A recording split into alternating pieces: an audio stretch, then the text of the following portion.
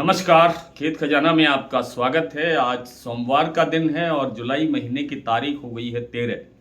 आज सुबह सरसों का बाजार तेज खुला। जैसा मैंने आपको दोपहर के वीडियो में बड़े विस्तार से बताया था कि किन मंडियों में लगभग क्या भाव चल रहा है, प्लांटों की स्थिति क्या है। और उसके बाद दोपहर के बाद में बाजार में कोई परिवर्तन तो नहीं है, लेकिन बाजार स्टैंड कर रहा है, यानी जहां पर बाजार सुबह खुला था वहां पर रुका हुआ है और बाजार में गिरावट की गुंजाइश बहुत कम है, क्योंकि अराइवल घटती जा रही है और आवकें घटने से बाजार तेजी की तरफ बढ़ रहा है और आगे तेजी बढ़ने की संभावना भी बढ़ती जा रही है, क्योंकि बहुत लंबी अवधि है जितने नई फसल के आने में, और इतनी अवधि के लिए हमारे पास पर्याप्त स्टॉक नहीं है। संडे की वीडियो में भी मैंने आपको ये जानकारी दी थी। तो अब कुल मिलाकर के बाजार की स्थिति इस तरह से, मतलब जैसे मैंने 3-4 दिन पहले आपसे कहा था कि बाजार धीमी गति से बढ़ेगा, एकाएक बाजार नहीं बढ़ेगा। जैसे आज शाम को 25 रुपए की गिरावट अडानी के एक प्लांट यानी बूंदी के सेंटर पर 25 रुपए की गिरावट आई है, बल्कि जबकि ये सुबह 100 रुपए बाजार बढ़ा था। 8,000 रुपए का भाव था पहले, 8100 का भाव हुआ, फिर 8,075 रुपए भाव। एक प्लांट में 25 रुपए टूटा है और कहीं गिरावट नहीं है।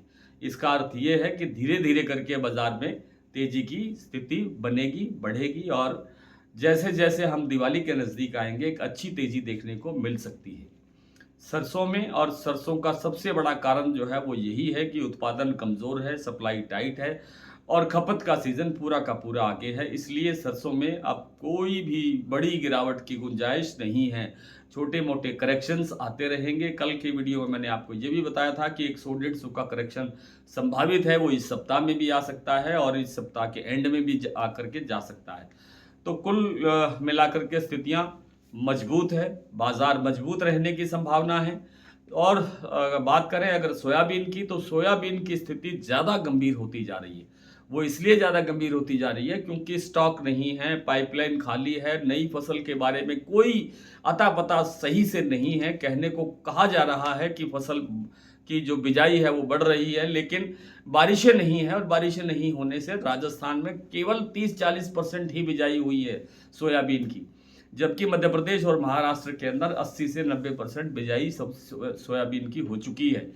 कहा यह जा रहा है, मैंने ग्राउंड पे जाकर के नहीं देखा है, जो आंकड़े आ रहे हैं सरकार के भी, सोपा के भी और दूसरे आंकड़े जो आ रहे हैं वो ये बता रहे हैं कि बिजाई इस प्रतिशत तक पहुंच गई है। लेकिन आगे बारिशें कैसे रहेंगी, फसल के जो बढ़वार होती है, विकास होता है अपने सोयाबीन की फसल का या किसी भी फसल का, उसके लिए पर्याप्त मात्रा के अंदर अगर बारिशें नहीं होगी, पानी उपलब्ध नहीं होगा, तो फसलों का विकास रुकेगा और उत्पादन घटेगा निश्चित रूप से।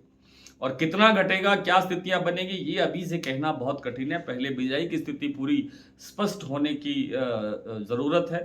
वो स्थिति स्पष्ट होगी तभी आगे पता चलेगा कि सोयाबीन में आगे क्या रहेगा। लेकिन वर्तमान समय के अंदर सोयाबीन के अंदर ज़बरदस्त तेजी की संभावना बन रही है, क्योंकि सोयाबीन की सप्लाई बिल्कुल टाइट हो गई है और कहीं भी अब सोयाबीन की आपूर्ति नहीं बची है।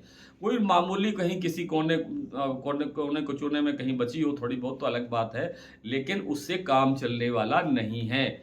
और सरकार को इस तरफ गंभीरता से ध्यान देना चाहिए कि कैसे करके इस सोयाबीन की कमी को, आपूर्ति को, सप्लाई को थोड़ा बहुत ठीक किया जाए। हालांकि सरकारी एजेंसियां सोयाबीन की बिक्री कर रही हैं, लेकिन उस बिक्री से गुजारा नहीं हो रहा। एक तो ऊंचे भाव पे बिक्री हो रही है और एक वो मात्रा बहुत थोड़ी है जो वो स्टॉक छोड़ रहे हैं।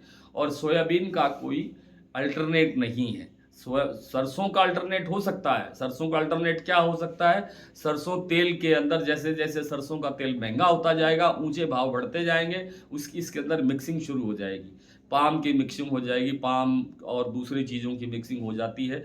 उन मिक्सिंग होने से सरसों का तेल सस्ते रेट पर उपलब्ध करवाया जा सकता है, जैसा कि करवाया जाता रहा है पहले भी।